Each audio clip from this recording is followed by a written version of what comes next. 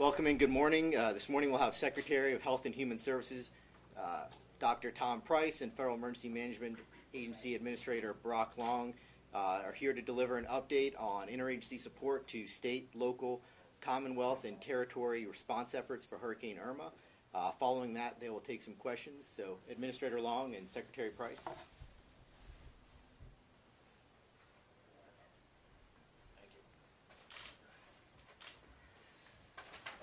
All right. Good morning, everybody. Very similar to Harvey, there's a unified effort to lean forward to help our island partners as well as our CONUS U.S. state partners to achieve their response and recovery goals. Starting with the islands, the goal right now is to stabilize the Virgin Islands and Puerto Rico to make sure that we are addressing all life safety and life-sustaining issues, and we're in really good position to help them do that. There's great communication with both governors in the island communities, and the objectives are very clear. Emergency power and restoring power, life-saving, life-sustaining commodities, emergency communications, and security. So those are the goals that we are currently supporting, and this is a massive effort. Because of the logistical nature of being able to access islands, we are very proud to have our partners with the Department of Defense. They've provided over 6 different Navy ships in the area that will be operating today to help us accomplish, or help our island partners accomplish their goals. Moving on, obviously, Hurricane Irma continues to be a threat that is going to devastate the United States and either Florida or some of the southeastern states. This is a complex forecast. Anybody from Alabama to North Carolina should be watching this storm very closely. The forecast and the direct impacts of this storm have yet to be determined because, one, it's a very powerful storm, but the nature of the curve in that forecast after 72 hours is going to be the key to see who gets the worst impacts here. It's not a question of if Florida is going to be impacted, it's a question of how bad Florida is going to be impacted and where the storms ends up over the next 4 to 5 days as it passes inland. And I think it's very important to point out, anytime the center of circulation of that storm travels inside that forecast error cone, whether it's on the left-hand side or the right-hand side, it's a good forecast. And then you have to, add into that the maximum radius winds, how far out hurricane winds extend from that center of circulation. So that's why I'm saying anybody right now from Alabama to basically North Carolina needs to be monitoring and taking preparations. Obviously, there's a lot of evacuation activity taking place in Florida over the last 24 to 48 hours. Heed all local warnings. The goal is get out of a storm surge vulnerable area. That is wind-driven coastal storm surge flooding waters coming on shore. That's the most devastating hazard associated with hurricanes. Get out of that storm surge area and get into a facility that can withstand the winds. That doesn't mean you have to travel hundreds of miles to do so, but get out of the storm surge area into a facility that can withstand the winds. Later today, I know that other states are also considering evacuation movement, and the jurisdiction to ask for or call for mandatory evacuations may be directed by the governor or your local officials. So make sure you understand who issues that warning, why you're being moved, and take precautions. Obviously, Governor Scott has been leaning very far forward. We have been in support of Governor Scott. We're helping him to address the fuel issues. Yesterday, the president proactively waived with the Jones Act to be able to supply more fuel to help the governor get more fuel into his state. The president has been very quick to also issue disaster declarations in support of the response movements that are going forward. And we will continue to work with our partners. With me today is Secretary Price from HHS. Obviously, emergency management, as I've been saying, is a partnership. It's not only a partnership across the federal government, it's a partnership through all levels of government, all the way down to the citizens that we saw proactively step forward in Harvey. We're going to need that same whole community approach today. And with me is Secretary Price. I'd like to turn it over to him for a few words about health and medical issues. Thanks, Brock. Anytime in an emergency, you want to make certain you've got the best people coordinating, and I can tell you that the American people couldn't be more proud of the folks at FEMA and the leadership that Brock Long and his team are giving. I want to share a few words about Harvey and then turn to Irma. In terms of Harvey, we remain in the response and recovery efforts that continue. The life-saving activities are transferring to life-sustaining activities. Still have about 16,000 people in shelter. From a health standpoint, there are 4 hospitals that remain closed. This comes down from a high of about 30 hospitals that were closed at the peak. About 13 dialysis units are closed, but there's capacity to accommodate all of the patients in the southeastern Texas area. 26 nursing homes remain closed, but again, the capacity has been able to handle patients who are moved from those nursing homes. HHS itself has had about over 5,000 patient encounters since the beginning of the storm there, and the vast majority of those unrelated to the storm itself, but needing to have attention and mostly minor health activities. CDC is working with the state to work on a mitigation plan for mosquitoes and the vector, and that is ongoing and will continue for days and weeks. Turning to Irma. In terms of the Virgin Islands, St. Thomas Hospital, main hospital on St. Thomas, is closing. The critical patients have been evacuated already, and the remainder of those patients will be evacuated today, either to St. Croix or to Puerto Rico. And in terms of Florida, this, as Brock said, this remains a remarkably dangerous storm, and the window to get yourself in the right spot for weathering the storm, either evacuating or weathering the storm, is closing rapidly. Health and Human Services and others, along with FEMA's direction, have pre-deployed a number of individuals either in Atlanta or southern Georgia, as well as in Dallas, preparation for moving into Florida as the need arises and as the local individuals in the state request. We have extended waivers so that medications can be provided for a longer period of time through pharmacies, and I would encourage individuals to take advantage of that. One of the things that HHS does is to identify those folks that are electricity dependent for their health needs.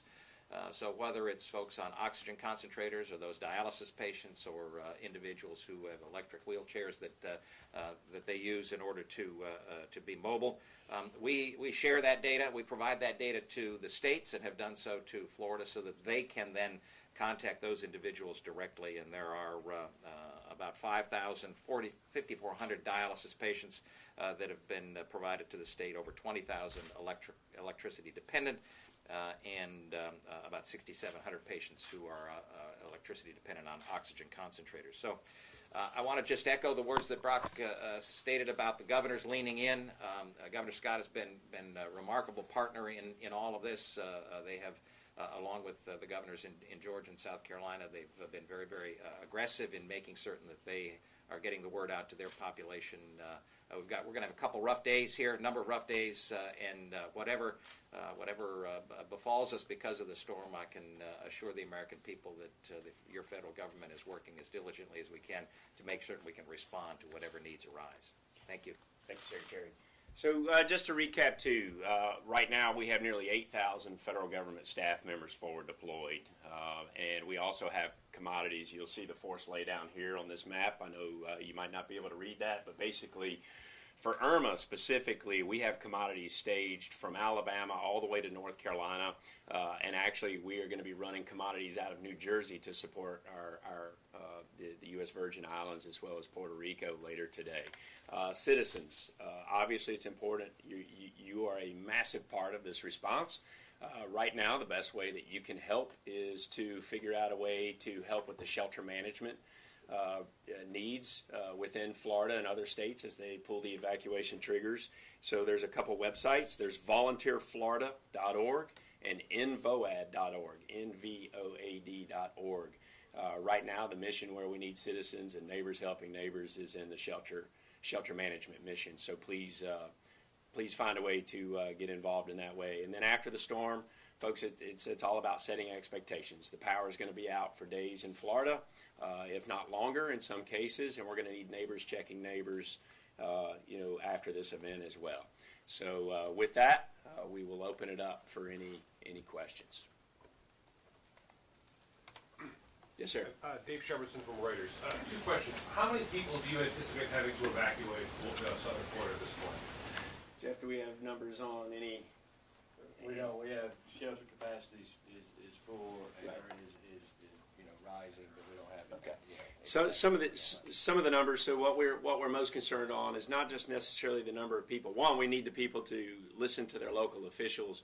But when we see evacuations taking place, what we try to do is break down the number that are going to need mass care support. And some of those numbers are well over 100,000 people in shelters for this event.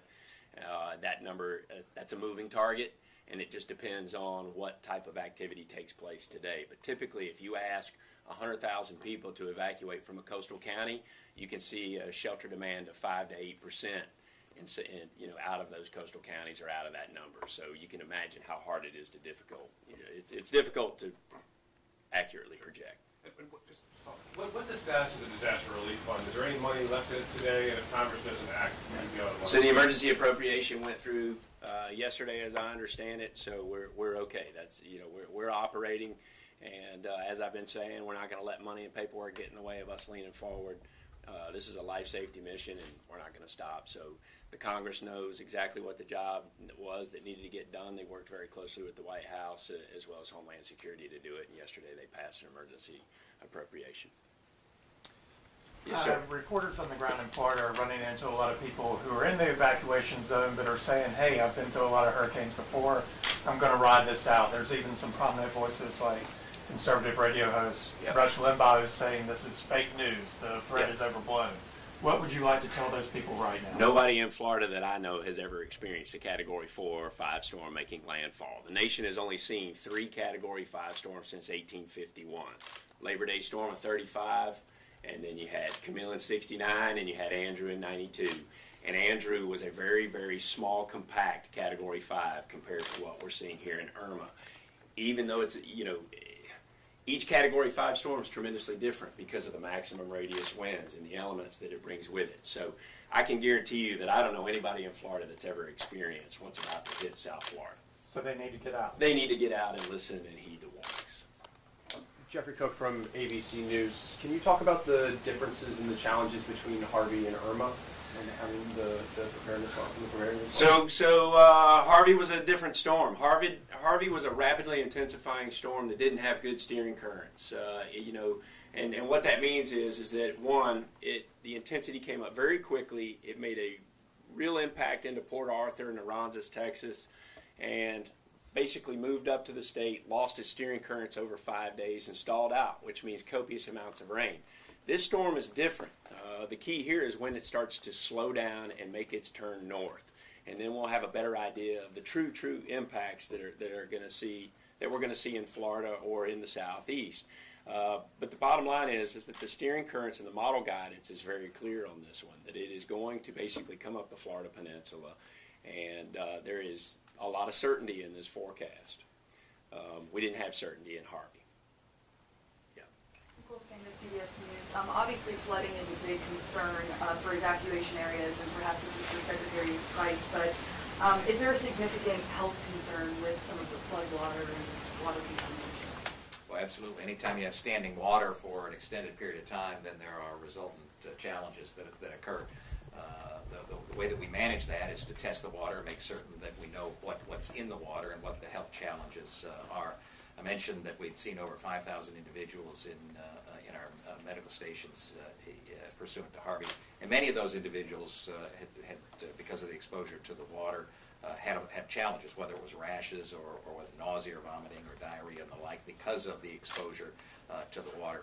We're working on getting tetanus vaccination to individuals who were both in Harvey and any flood challenges that exist. The biggest challenge from a health standpoint in these storms, however, is making certain that those folks with chronic illnesses and chronic diseases are able to hook back up with their providers.